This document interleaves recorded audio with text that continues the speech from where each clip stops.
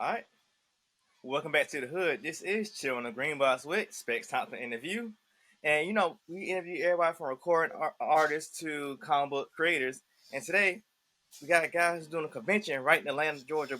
We wanted to interview so all y'all know about it so y'all can come and participate.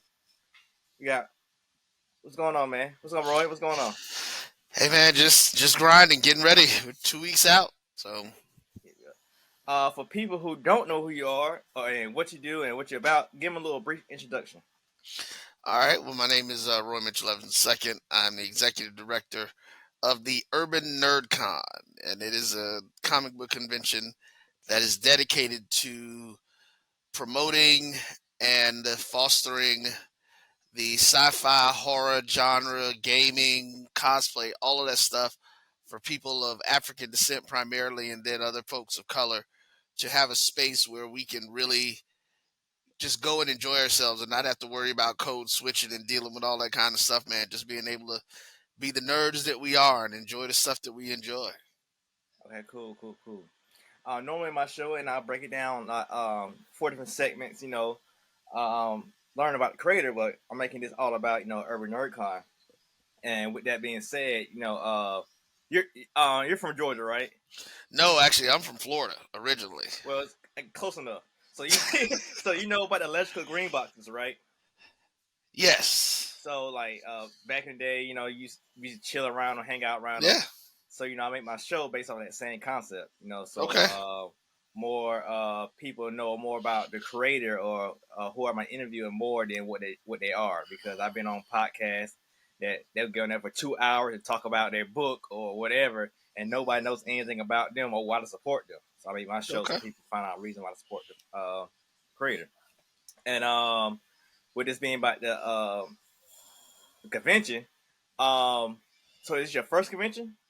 So no, this is technically our second. The No, first one, yours. yeah, we did our first one in Montgomery in 2022. Okay. So what made you want to do the convention first for the first time?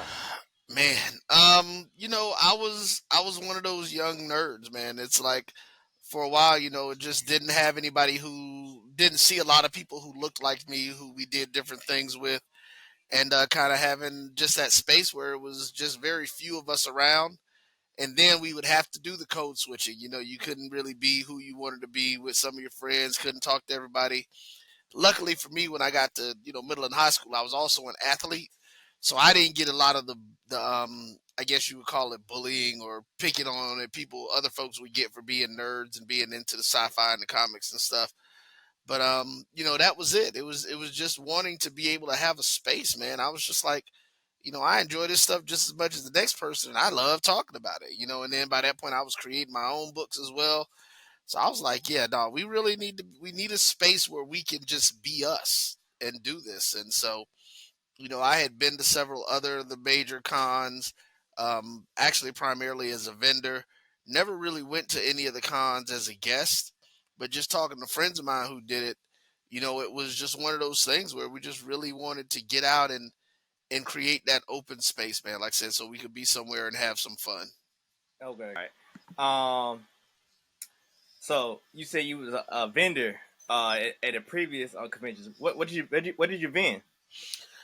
So I actually had my own comic book. I have my own comic book company, Pyramid Comics, and we had our first two titles back then. One was called Falcon 6. The other was The Future, is what the name of it was, and we been that was, man, almost 30 years ago. Wow. Yeah, it was a long time. So you went to conventions 30 years ago? Yeah. I hadn't been to an actual convention. Let me change that. I went to some smaller ones in the space that were considered black-owned comic book conventions that they had, but they were much smaller. They didn't really have the same kind of feel that the bigger conventions had. They didn't have any celebrity guests coming through. There wasn't a lot of cosplay stuff going on. It was just a couple of vendors setting up selling books. And then a lot of the people that were selling stuff didn't have anything to really even do with the genre. So, but those are the main ones that I went to. Then I did a MomoCon. I think Ranger Stop was actually the first one that I went to even Currently. prior to me doing currently. Okay. So you said 30 years ago. So that means you stopped doing comics. I did. I put my comic book stuff to the side for a while. Just never really stopped being a fan. That was definitely not the case. Still loved all the shows, movies, and things of that nature. But my primary business, I actually stream and do broadcasting for HBCU sports. Okay. So basically, what happened is my Saturdays. When you're in sports, your Saturdays are done. You might, and that's what I did for a profession. That's what I've been doing, and so that's why I kind of never really got a chance to go to cons because every weekend I was somewhere doing a sporting event. Okay. What got you into comics? Like, what comic related TV show or comic book got you into comics? So the funny thing is, my comic, and this is considered to be comics. I was actually into the Archie comics and the Mad comics when I was little. Okay. I didn't do a lot with the superhero comics. When they really started doing the cartoons, though, of course, I grew up during the time where the Legion of Doom, the Battle of the Super Friends, that Saturday morning stuff, and then going into the '80s, when we had more of that's when like the X-Men started coming in and all of that kind of stuff, and just doing different little things with it. I started getting into it then, but what I would do is, like, if I saw a character in a movie, or if they had them on a show or something, one of the shows, I actually would pick up what they used to. I don't even know what they call them anymore, but they used to call them like the Marvel and the DC Bibles, and Hmm. it basically had all the information on all of the characters, their origins, their power sets, all that kind of stuff. And so I actually would read those. I wasn't as much into still reading the actual comic books. I think part of that, by that point, part of that was because I was a writer and I didn't want to subconsciously pull stories that I had read, into what I was doing. So I didn't read a lot of comics. Like I said, I would read the Bibles and just talking about the characters, and would really get like deep into the origins of the characters and stuff. But it was always just interesting to me. Other shows, though, man, of course, Star Trek was one of the first. Yeah, I know you hear that. If you ask anybody like that question, Star Trek. Of course, Star Wars, because again, I came up in the time of the original Star Wars. Those were my teenage years. Um, Battlestar Galactica, the television series, the original one, was out during that time as well. So those were the types of things I love those, So, especially space related so stuff. you named all those ones, but I didn't hear Stargate. So why you left Stargate out? Well, you said when I first what got me started. See, Oh, Stargate. I was an adult when the movie Stargate came out. oh, okay. Yeah, so I was deep into it. Now the thing is, though, I absolutely love Stargate. Okay, That okay. is one of my favorites, dude. I mean, listen, the first year we did our con, one of the guests that I definitely had on was a gentleman named Peter Williams. He's not going to be able to be there this year, but we're hoping to bring him back next year. He actually played Apophis, the main villain, in the first 4 seasons of the series. Oh man. Yeah, he was dope, man. I was super excited to have him there. So yeah, no, I love Stargate. So, but like I said, that didn't get me started.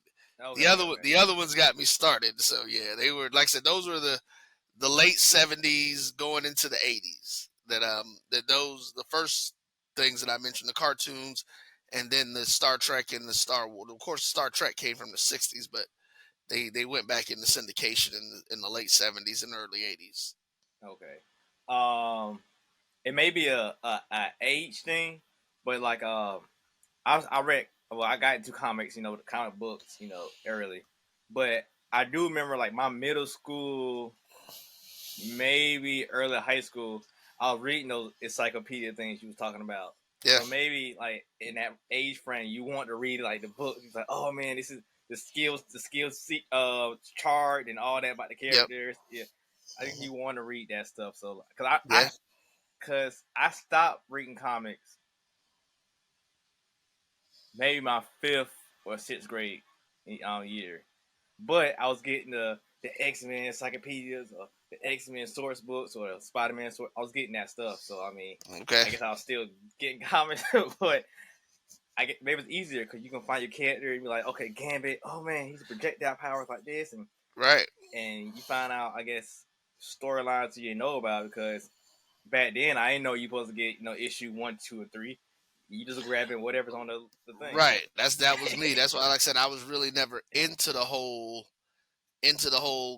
books and the storylines. I'd just rather read the origins, but then I would grab a book every now and then and be like, Mm-hmm. oh, okay, So to me, the stories were self-contained. Mm-hmm. So yeah. In your book series, you were self-published or no? Yep. So We what was sure that were. about? So the first one that we did was a book called The Future, and it was cosmically based. It was not Earth based, and it was centered around this this planet. Mycos was the name of the planet. And so let me preface, one of the things about this particular book is that we used a lot of actual ancient African history in the names and all that kind of stuff and the places and things that are in the book.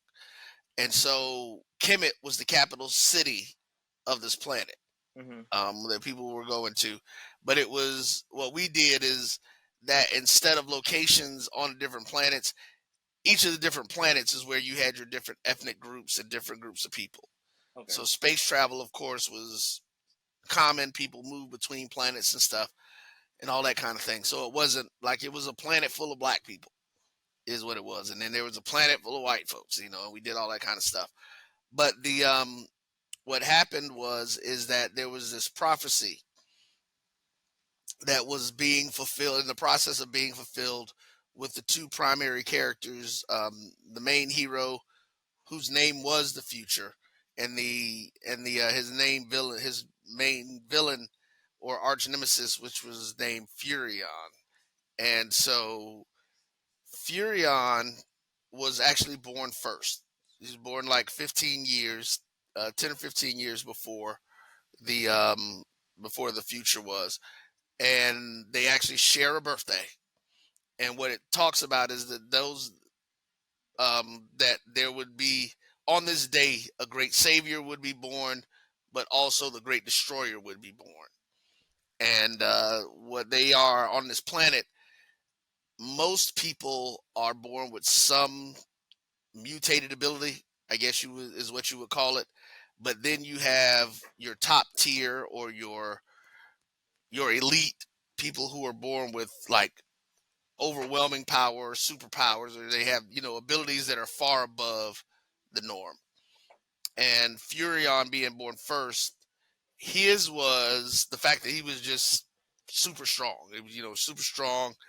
He had his death beams that came out of his eyes.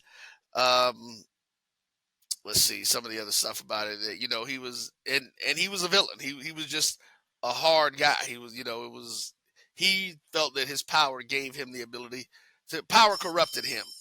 Mm-hmm. Um, so yeah, so they have this thing they call Battle of the Thousands. And it's basically, it only happened, normally it'll only happen once in a generation. But this time, because of the prophecy, it happens twice, where this one warrior goes in and battles 1,000 of the world's like best soldiers. And he goes in, and Fury goes in and decimates everybody. Just he like destroys them literally, to the point where he actually kills everyone in his. So now we're gonna fast forward 10 years. I'm sorry, not 10 years, another 15 years, because he did this as a 15-year-old child.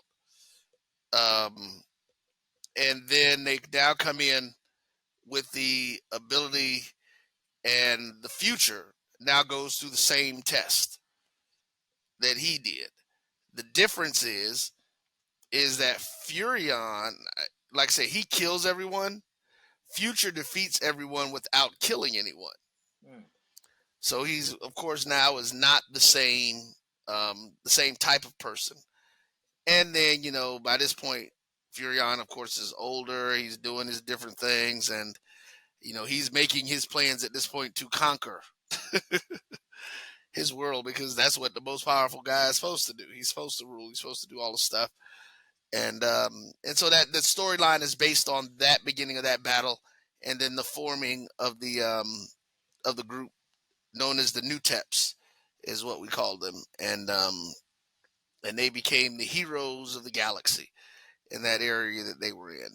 The second book that we did was actually an Earth-based book called Falcon 6, and just people with special powers, and it's kind of the formation of one of the heroes is a ninja named Night Shadow, and he's forming a team now because he can no longer fight this corporate um, juggernaut of a crime syndicate by himself. He had been trying to do as much,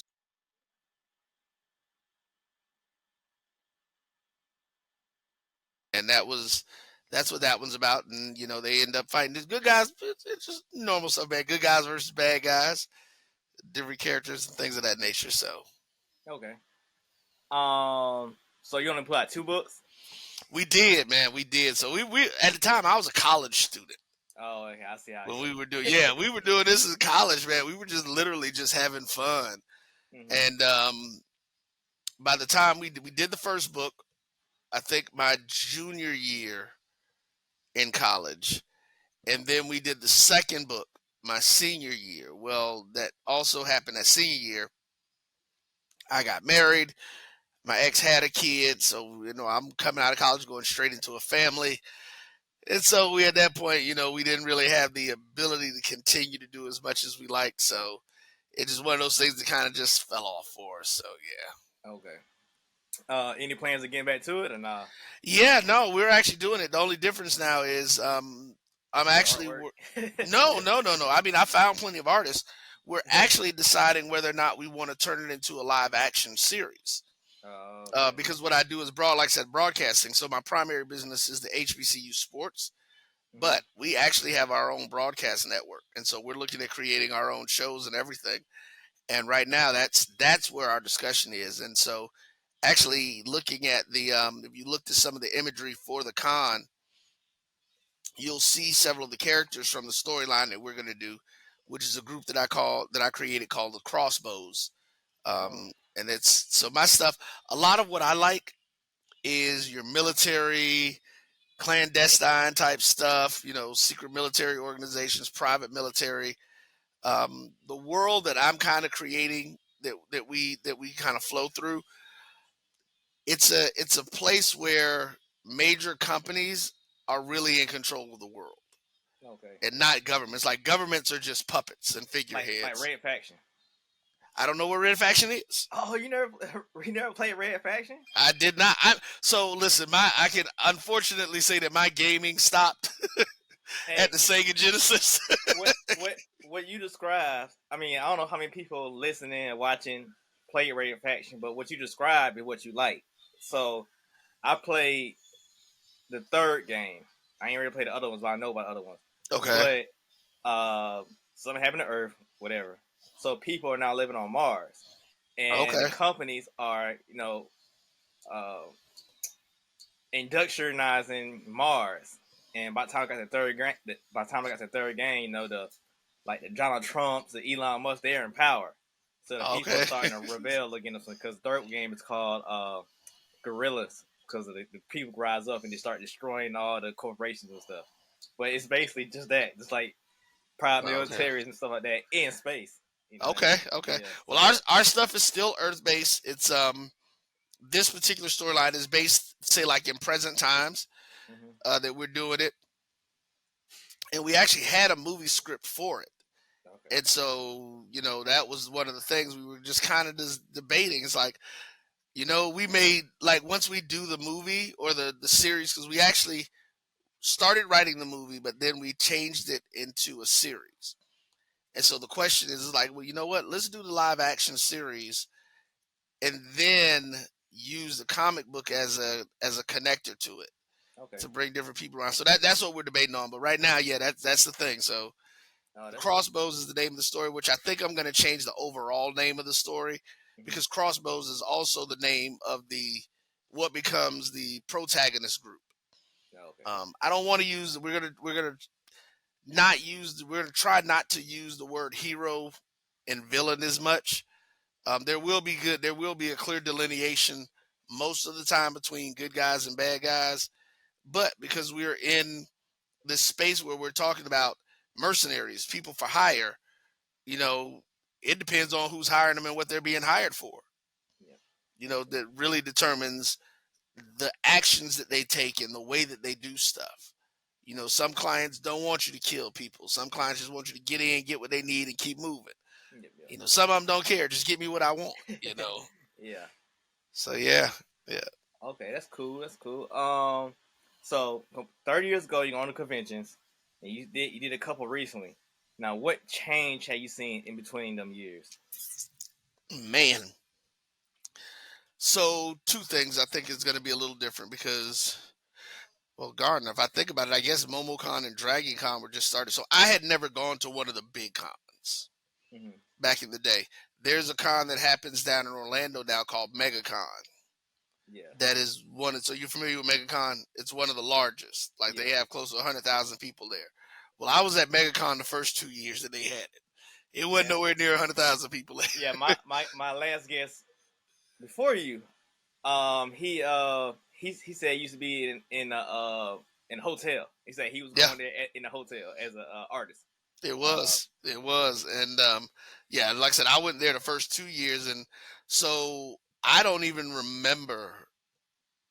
I may have seen maybe two or three cosplayers mm-hmm. when I was at the conventions back in I guess that was the mid '90s. That would have been the time. Yeah, it was the mid '90s that I was going, and to me that's the biggest difference. It's just I don't care what size con you go to, you're gonna see a bunch of cosplayers. It's people Yeah. out there dressing them now. It's one of the big differences. So which I think is cool. So Okay. Um. So so far you only been at Ranger Stop and MomoCon. Ranger Stop at MomoCon, where I actually went into it and spent time. I Okay. kind of passed through Dragon Con.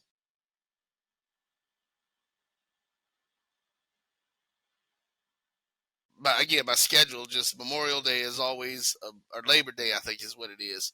Yeah, Labor Day is in September. Mm-hmm. There's always a big game going on for us at that point. So Okay. yeah, I've Um. been to Momo. I've never been to actually Dragon Con. Okay. Okay. Funny thing about MomoCon and then YoCon, you got coming up. So I never been to conventions. I started going to conventions last year to get my Okay. feel for it because I was kind of scared by going to conventions as a vendor. I felt like I wasn't ready, but as I'm going, I found out I'm way over ready. But MomoCon changed my whole aspect of the nerd culture and being black. Uh, and one thing I found out I wasn't that big of an anime fan like I thought I was because half the characters I didn't really know. But at the same time, I seen that it's not tailored for us almost. It's not. Yeah. So I discovered that because I like wow like we praise anime and manga a lot because being black, yeah, that's our stuff. Like we gravitate to it, but I was like, man, this is really not for us. And I seen some creators there, and it just like they just getting walked over. They wasn't getting no attention versus the voice actors that was there and stuff like that. I was like, man, that's crazy because they only care about certain things.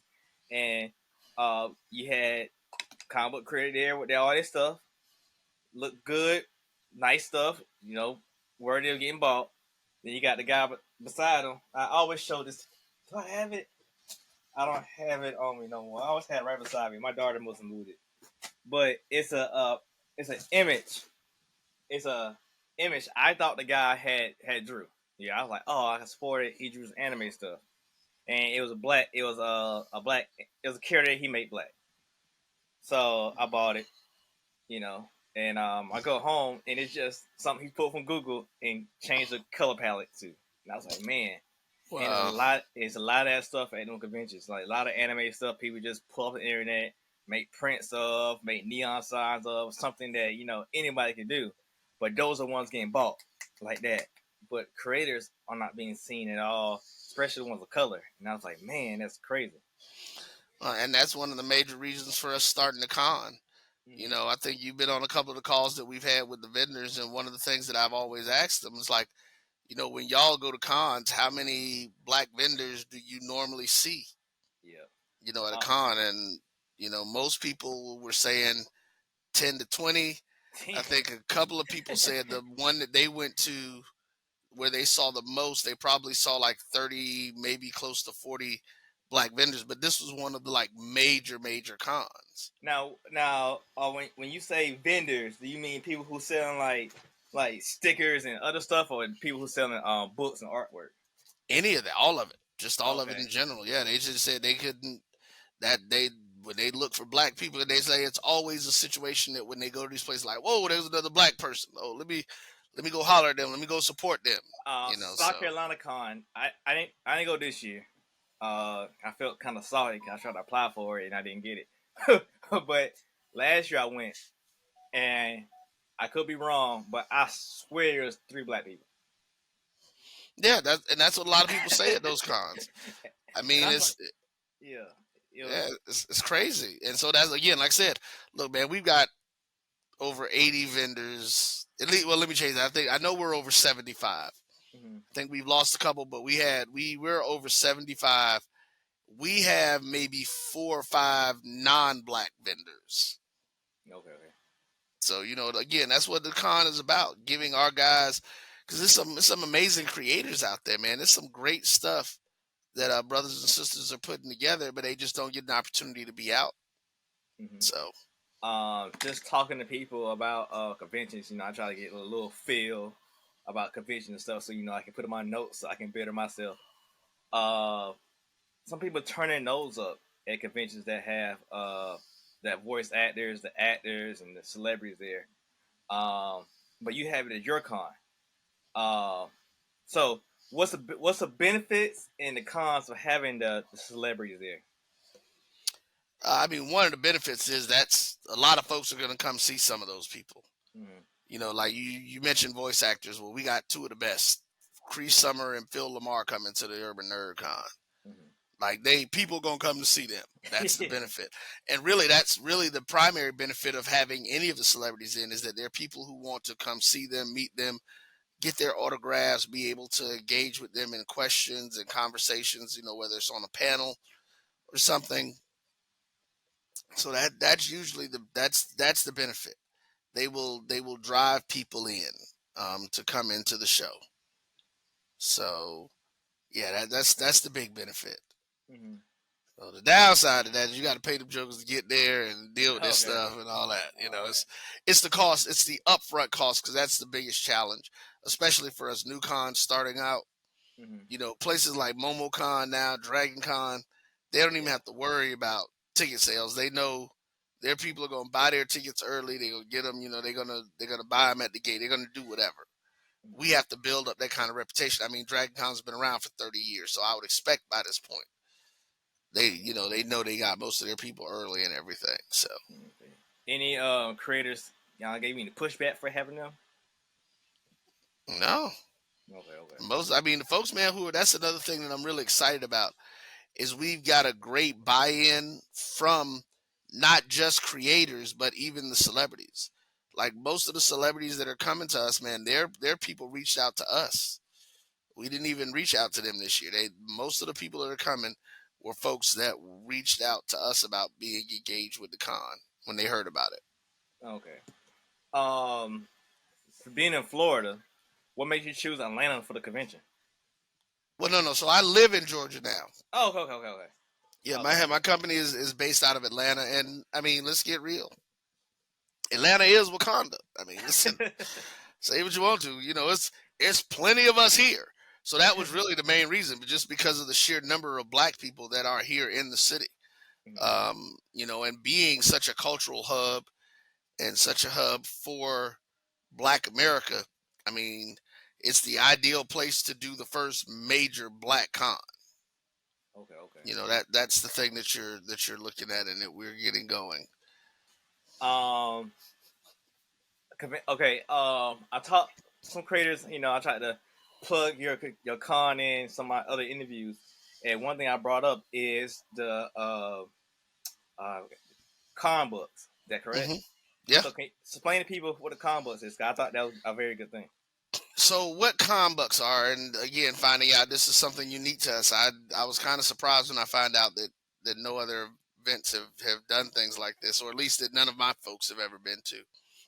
But we have what we call our young nerd badges. The young nerd badges are for kids 12 and under, and they cost $25 each. Well, those out of that $25, each child gets $10 to actually spend at the con on whatever they want. Now they can only do that here, so they'll get their $10 in con bucks when they show up. And when they find a vendor, find something they like that they have, they pay that to the vendor. And then at the end of the con, the vendor redeems that for real money. But it's the goal is to make sure that no child leaves without something that sparks their imagination Okay, and okay, gets them excited about whatever genre, sci-fi, fantasy, gaming, horror, whatever it is, that they have something that sparks their imagination to either get them into deeper reading, cosplay, whatever they want to do. okay. And I know that whole concept is based around the Friday. Because I know you want schools to come. But what is the target market of the con in general? So ours is much broader than most. Hmm. Um, because even like when you talk about MomoCon, from my understanding, MomoCon is really more of an anime con, It is. It is stuff anime. like that. It is an anime con. It's an anime and gaming con. Gaming. Well, see, right. So ours is what we like to call a fan con, Okay. and we're a generational fan con because we want people, older than me who are nerds who pioneered and paved the way to come out and be involved and be engaged. And to put that in perspective, one of our guests is a woman named Trina Parks. Well, Trina Parks was the first black Bond girl in Diamonds Are Forever with Sean Connery. She was also an Alvin Ailey dancer back in the 60s. So, we've got people who recognize and know who she is that are coming in who are older, of course. And then, we've got all the way down to our younger folks right now. We've got Amber May. She's in the game Genshin Impact. Um, Kobe loves somebody or another. I can't remember. I keep saying it wrong when I did it.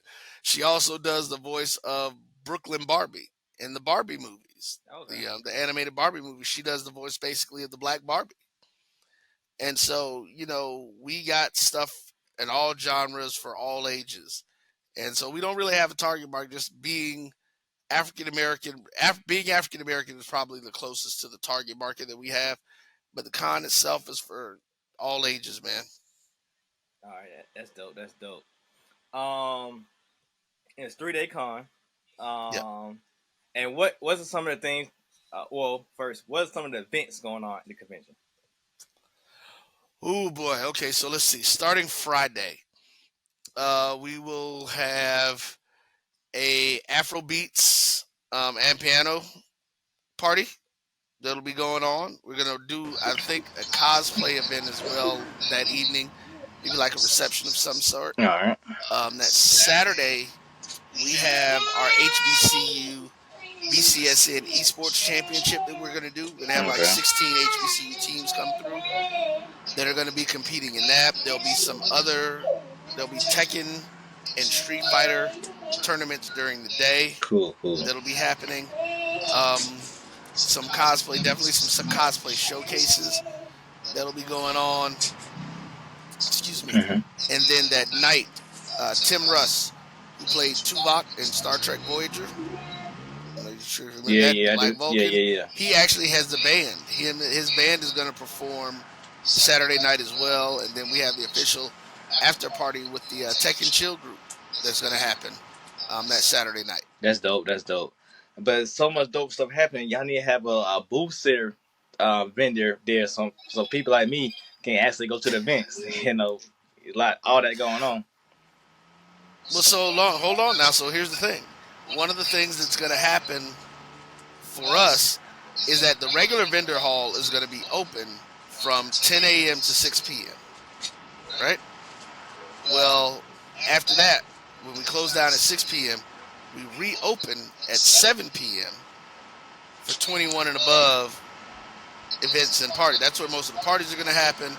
You know, you got to be 21 to get in the evenings, and we're scheduled to go till like 2 and 3 in the morning, man. Dang. So, Well, I know on the video calls now we talked about it, but are we still gonna be vending during that time? I know we spoke about it, but I don't think I ever heard anything else back from. well, we haven't had. I don't think we've had enough people who said they wanted to do it. Oh, okay. To warrant, trying to pull it in and get folks in the space. We'd have to have multiple securities to be in that area to open it up at night, and it'll be too. What it looks like now is it'll be too easy for other people to move around. Cause we only had maybe like 5 or 6 that were interested in doing it. All right. Yeah, and I think I even said it. We would have had to at least had like a quarter of the meat vendors wanting to do it. Yeah, that's a good little chunk. Yeah, that way there would always be enough people moving around, and people's stuff would just be kind of out and people walking around it. Okay. Besides, Phil, Cree, and the Bond girl, who else can people expect to be there? Ooh, okay, so my guy Kevin Grievous, who is best known for the Underworld series. The creator. And he's the creator of that and Blue Marvel, that the character in Marvel Comics. I didn't know that. Been in a whole bunch of other movies, yeah. We have Tim and Daphne Reed. So, of course, Tim Reed from Sister is probably what you'll remember him from. Yeah, the dad. And then, of course, his wife was the second Aunt Viv in The Fresh Prince. Light-skinned Viv. Yep, light-skinned Yeah. So they're going to be doing some stuff. We got Giovanni Samuels and Gary Gray, who are from Nickelodeon, Fairly Odd Parent, and some other stuff. Okay. I mentioned Amber May, voice actress. My guy Katero Corbett, who's Killer Bee from I forget what the name of his video game is. It's a real popular game. It's Naruto. It's an anime. Naruto. It's anime. He does the character Killer Bee in that. Gary Sturgis, who was actually Ebon, the main villain from the Static cartoon. Okay. So he's gonna be there. Oh man, a lot of people, man. It's a lot, man. Like I said, at this point, we know we are the largest con in the sense of having the most black celebrity guests come out ever. That's dope. So actually, we were getting ready. By the time I guess we made this announcement, you run this one, it'll be announced. But T.C. Carson is actually going to be there as well. For real? That's dope, man. I've been talking to him lately. Well, not talking to him, but his people. Okay, yeah. Trying to get him on my show and whatnot. So hopefully this interview or something to get him to be on my show and see him at the con. But I think he wasn't been doing conventions or haven't done conventions. I think his first convention was really the Atlanta Comic Convention in January. And he didn't expect people to want him so much and whatnot. And, because he's the voice of Kratos from God of War. And when he was there, people wanted him to sign stuff. God of War was that. He signed stuff and do the voice for God of War. And on his live show, he was doing live. And he was so appreciative for everybody being on there and so excited and whatnot. And going on. Been missing out for years. And he's been missing out, not knowing. 15 years of work. His people need to be checked on that. Yeah, they do. That's 15 years of work he missing out on. But especially because I knew what God of War was, and I'm not even a gamer. Yeah, that's a big deal. That's a big deal. And I was going to mention, that he had a band or whatever, because you brought the other guy had his band, so I was going to say T.C. Carson, he got a band. Well, I didn't know he had a band. I know he was I know he was a singer. Yeah, he got a jazz band. Well, right. I mean, that makes sense. Because like I said, I knew he's a jazz singer. I knew that, of course, from Living Single, so. Okay, yeah. So, yeah, that's dope, man. I'm definitely interested to come see him at the convention. Any comic book people you got there, people want to see, But I have to go back through the list, man, and make sure I don't know the names. That's one of the challenges. Besides Kevin, Grievous. You know, I don't really know. I don't know those names. My team, who's over the comics area, they are deep in it, but we're definitely looking for some guys. I know we did have a couple at the first event that were very popular, and then we got some more folks who we're hoping to bring in. As we move forward with this, one of the things that we're actually going to do, or one of our plans to do, is create our own awards around it, and we're going to give these awards, some awards out to folks who we think have been glossed over in the industry, of course, because of their color, and maybe not as gotten as Okay. much recognition as they should have. And we want to make sure that we give everybody all their flowers, man, before, as they say, they get out of here. That's dope, man. I haven't been in comments that long. I've only been in comments in like 2019, and I see people doing award shows all the time, but I don't know nothing about nothing. So, like, what gives award shows or awards general validation? Especially these days. I mean, that's the value of it, that the community of artists and characters and voice actors. It's what our people are going to give credence to it to.